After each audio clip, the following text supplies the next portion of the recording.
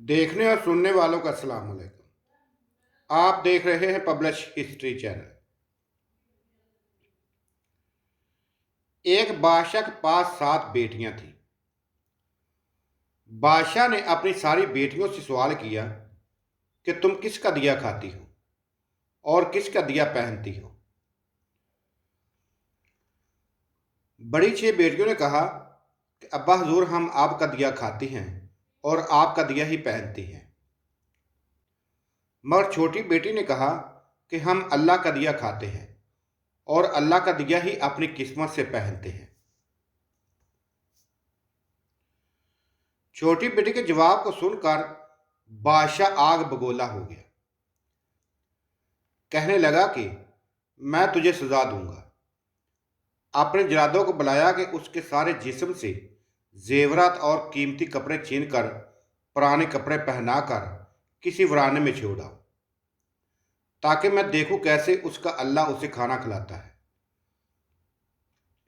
और कैसे अपनी किस्म से कपड़े पहनती है। बादशाह के सिपाही छोटी लड़की को लेकर एक सुनसान जंगल में पहुंचे और छोड़कर वापस आ गए। मगर लड़की तबस्सुम लहजे से जंगल के अतराफ नजर दौड़ा रही थी। उसे दरख्तों के अलावा जंगल में कुछ नजर न आ रहा था, मगर उसे जरा बराबर भी गम और खौफ न था। शाम होने वाली थी। सोचा कि लकड़ियां जमा कर लूं, रात में जलाने के काम आएगी, जिसकी रोशनी से कोई मूजी जानवर भी करीब ना आ सकेगा। लड़की जंगल में दौड़ दौड़ कर लकड़ियां जमा कर रही थी कि अचानक उसकी नजर जंगल के बीच एक झोंपड़ी पर पड़ी, जिसमें एक बकरी बंधी हुई थी। उसे तो अजब हुआ। झोंपड़ी करीब गई तो देखा कोई बूढ़ा चारपाई पर लेटा हुआ है। बूढ़े ने लड़की से पूछा कि तुम कौन हो, तुम यहां कैसे आई हो। लड़की ने अपना सारा माजरा बयान किया। बूढ़ा कहने लगा कि बेटी, तुम मेरी इस झोंपड़ी में रहो, खाने पीने की सारी चीजें मौजूद हैं, बनाओ और खाओ। मगर मैं सुबह शहर काम करने चला जाऊंगा, 1 हफ्ते बाद लौटूंगा। लड़की जल्दी जल्दी झोंपड़ी साफ सुथरा करने लगी। सुबह बूढ़ा शहर चला गया। अब लड़की अकेली रहने लगी। उसने बकरी का दूध निकाला, आधा पी लिया, आधा बर्तन में रखकर झोंपड़ी के बाहर दरवाजे पर रख दिया। कोई भूखा जानवर पी लेगा। रात में कोई सांप आया और दूध पीकर मोती उगल गया।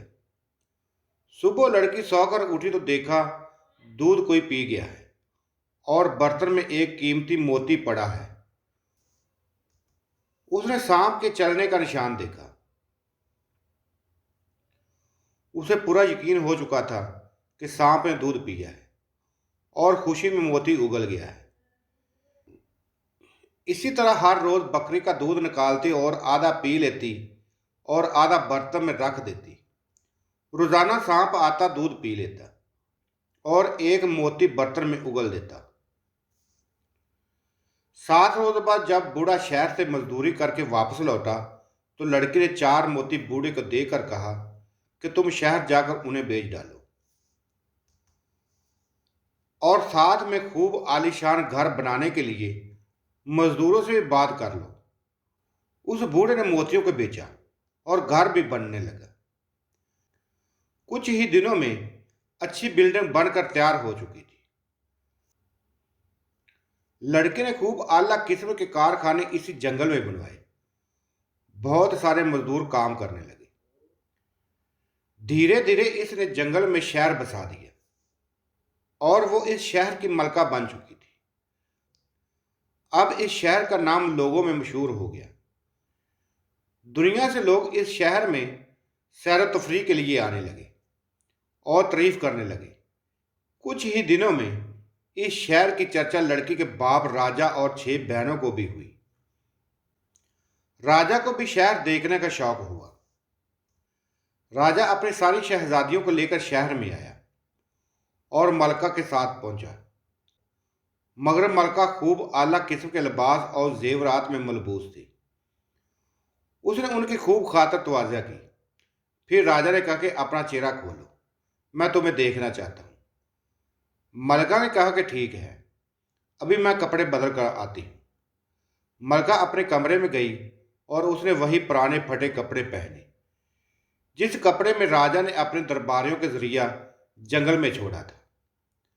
मलका अपने बाप राजा और 6 बहनों के पास पहुंची और बोली कि देखो मुझे। राजा और बहनें देखकर हैरान रह गई। उसकी सारी बहनें भी उस पर रश्क करने लगी और सोचने पर मजबूर हुई कि अगर हम भी कहती कि हमें अल्लाह रोजी देता है तो शायद हम भी मलका बनकर मालदार हो जाते। राजा रोने लगा और उसे एहसास हो गया कि रिज्क देने वाला अल्लाह की जात है। दुनिया के किसी राजा के पास इतनी ताकत नहीं कि किसी को रोजी दे सके और मालदार कर दे। हर चीज पर अल्लाह ही कादिर है।